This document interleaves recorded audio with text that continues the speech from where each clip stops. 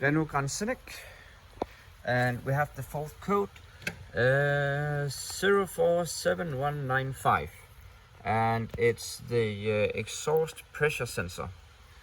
So what I did is I unmounted the sensor and I went to live data on my Goodman, and I pumped pressure on it to see if it was registering the pressure, and it registered the pressure, so this sensor is working.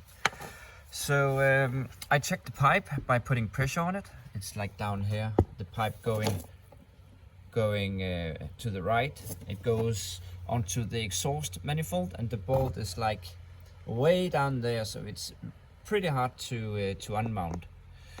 So it's plugged, and that's why the pressure sensor is not registering the pressure, and that will cause the particle filter to not self-regenerate.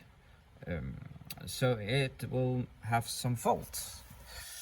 So I ran a regeneration on my Goodman, but I need to make sure this customer can drive and the particle filter will regenerate on itself. So right now I put my pump on with around 2 bar and with some carbon and EGR cleaner, and I started up here, and now it's down here. So like only a small amount got pushed through. I also tried with a wire, but no luck.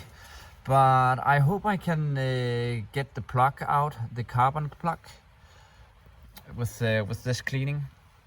But that's what this fault code is causing, or like what the causes are for the fault code.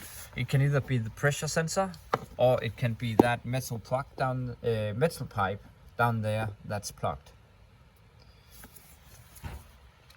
So you check the sensor in live data with pressure and the pipe with the pump and see if it's plugged. Like you can use pressure, or you can use vacuum, as long as you just have a gauge that can tell you if it's plugged or not. If it's unplugged, if it's not plugged, it will just stay on zero even how hard you pump. There should be free flow through the pipe.